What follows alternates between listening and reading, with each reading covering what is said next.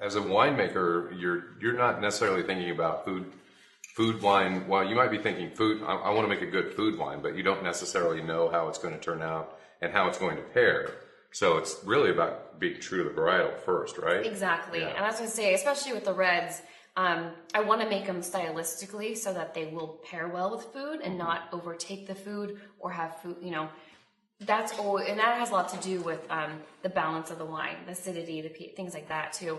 But with the white, it is always fun after you have the final product to really hone down on what exactly this particular vintage and this varietal would pair well with. Yeah, and this is a slam right here. This is a slam dunk. It's very good. Yeah, it's a very, very good one. And the wine is excellent.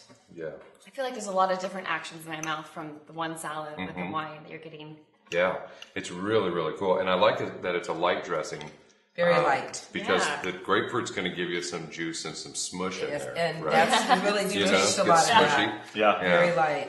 It's actually made with a little grapefruit juice and just a scad bit of sugar and olive oil, and that's just a little seasoning, and that's about all that's in there. So it's not one of those wickedly bad salads for you either. Yeah, that's where you get caught. It's the oils and the dressings. The mayonnaise. Which we all love. That's what gets you every time. Well, this is fantastic. So we've got one down. We're going to move on to the red here. I want to remind everyone that we're visiting with Janel Dusi from J.Dusi Wine. She's the owner and winemaker. Billy Grant, as we described earlier, is our Paso Zin Pimp. He's been around the Zinfandel business here in Paso Robles for a very long time. And Chef Jody Storsteen from Berry Hill Bistro, downtown Paso Robles, over on this side. So let's roll on to this Zinfandel. On to the reds. We'll call this sort of the Red flagship, if you will. Yes, I definitely my favorite wine. would agree that this is my flagship wine. It is taking my family's fruit and showing Thank you. the fruit for how it is in the vineyard. Being the only family member making a Dusi Zin, I really want to showcase the different profiles of the Zinfandel vineyard. So it's a 100-acre vineyard. We're right on the 101, just between Paso Robles and Templeton. So you can see it from the vineyard. It's one of the only vineyards right along the freeway through town here. Oh. And actually on both sides, east side and the west side. You say between Templeton and Paso Robles? Yeah. Okay. Yeah, right on the 101. And let me ask you this, because I heard this before, and I don't know if this is true, but Zinfandel grapes in the field are little individual shrub-looking bushes, as opposed to head pruned or head trained is what they call it. as trellising style. As opposed to the line. You drive by one, and you see just rows and rows, and they're all connected together. Or you drive by the ones between Templeton and Paso Robles, those are ours, and they're little individual, almost look like little shrubs. Zinfandel can be planted in both styles. Okay. The older vineyard you will see in the head pruned, so non-trellis, and that I think was just the means of planting back in the day. And even if we do plant some more Zin now, we probably would plant the same style. There's a few varietals that style works very well with. Yeah. And Zinfandel is one of People them. are doing Grenache that way in town right now. Is that Christian right? was really into the head pruned style. All the new vineyards that we planted with local farmers, we did them all head pruned. From Tanat to Grenache, Mourvedre, we did them all in this head pruned style. And Chris likes it's a naturally lower yielding style plant. You're going to naturally get a lower yield anyway. So if you're going for lower yields, it's a good place to start. It's more economical. Lower yield. yield. Certain type of canopy that it throws, because it kind of gives like more of an umbrella canopy. It gives some interesting shading. And Zinfandel being a thinner skinned grape, a lot of people don't know that it's a thin skinned grape. They think Zin, they think big, red, bombastic. It's actually a fairly thin skinned grape. It doesn't have a ton of anthracene. It doesn't give a lot of color. A lot of that comes from the blending and so forth. And that's one of the things that Janel does so beautifully with her Zinfandel is she just showcases that fruit a lot more. Yes. And she's not trying to put a lot of wood on it. I used to describe the way that, Christian has a big, complex spice rack of wood in his cellar with the way he does with Zins, and he's amazing at it, as we all know. But I used to describe, Chris maybe kind of try to hit you over the head with a stave with no barrel, and Janel would rather paddle you with a velvet glove. And there you go. How she rolls with this. That's how it is. When we could say that's a more of a masculine way of doing Zen versus a more of a feminine way of doing A lot Zen. of people, when they taste the wine, describe it like, wow, this wine has a lot of finesse. It has, a little feminine side to it. I don't know if I want to say that, but I've heard a lot of Zinfandel- sommeliers describe it exactly that. They've said this is a feminine quality to it that we really, really enjoy. Yeah. But I think the And biggest, very well balanced. what that means the most of is that it's very approachable with a lot of different food types. Yeah.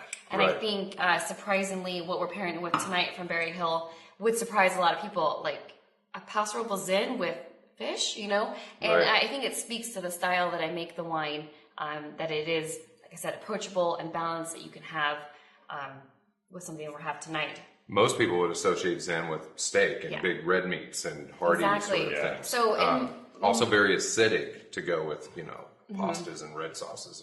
yeah. But this is very much more balanced and very much more, I don't know, neutral. I guess. I love this But with well-balanced. salmon, Yeah. Yes. pork. Yeah. There's nothing better than with turkey dinner than red Zinfandel. Right. And this is the one on your menu. Yes. At Berry Hill Bistro. And we purposely chose to have the seared ahi, and it's we have it here on a crostini with a wasabi aioli and a balsamic glaze. More spice too. A bit little, more just spice. a little. And the reason we purposely did that is because we'd like more people to know that a red wine does not have to be just served with a steak or pork or, some sort of red meat. So, We get that wasabi in there, and it kind of kicks this up a little bit. And like I said, it brings out one of the things about the J.Dusi Zinfandel, and it has a nice common thread trademark to it. And you can pick it out of a line of other Zins. It's almost got like a tart cranberry-ish to me in there. It does. And a little bit of spice. And that wasabi kind of brings that spice up in the wine when you drink it. And I really like that about it. It's not, It does. J.Dusi Zin isn't necessarily as, we did Russian River one, it'd be more strawberries and raspberries and very sophisticated fruit. That's what we call it that. But the J.Dusi had more brambleberry and darker berry This characteristics. is definitely more of a tart kind of Yeah. berry that comes out of it. it's wonderful. This goes really nicely with this. Yeah, 'cause Great I like job, it Chef. has yes, it goes great. I think the spice on the back palate of the Zin goes great with the ahi as well. But it has more of the big bright fruit rather than that dark jamminess. So a big bright fruit with some spicy finish. And I'm making it. I know. We got a question over here that's going to get to I you. know, yeah. But in the way that I achieve this is just not over manipulating the grape, taking the Zin that's out there and showcasing the land it's from, and not over oaking it or over manipulating it or over blending it. Right. And And this just is- showing you 100% juicy fat. There's a lot of what it beautiful is. neutral barrels, Beautiful. great French Yeah. oak, but a lot of the barrels are, and this is a trend it's in for a long, long time. And Christian and I used to buy barrels in Napa. We were looking for one vintage old Napa cab barrels. Okay. So the tea bag had been used one good time and a lot of extraction. Not totally neutral yet, but maybe one more year would be. And Chris has made a lot of his Zins in that. And Janel has been very fortunate. She has a source of some amazing French oak that's typically held either Cab or Syrah for a year, and most of our barrels are that. And so Right. I a like little to bit think of of it as yeah. like a layering of a spice rack. I Yeah. have 1-year-old barrels, 2-year-old, a great selection of neutral barrels, and only about 10% new oak, which really lets the Zinfandel shine through and not over. Yeah. I'm not like trying to figure out what oak barrels I use because Right. I'm getting this oak. If so- it was all new oak, it could be very We'd be pulling splinters out of our tongue. Yeah. It'd be Yeah. ridiculous. be very And Zinfandel is not, and you'll see Zinfandels released early because sometimes they only stay in oak for 9 or 10 months, maybe 12, 14, 16 would be a long time. But it can be easily over oaked because again, it doesn't have a lot of that heavily fruit tannin to put out that oak tannin. Gotcha. And this is all me.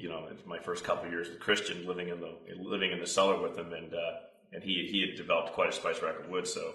It was quite interesting to see how Zinfandel reacted. Yeah, kind of a mad scientist approach. Yeah, Just trying a little bit of this, a little bit of that. It is fun. Well, I It's think fun you have enough. somebody in your fan club from Maine who is interested online. They also A maniac. They also Maniac. they also suspiciously have the same last name as Billy Grant over here to our I right.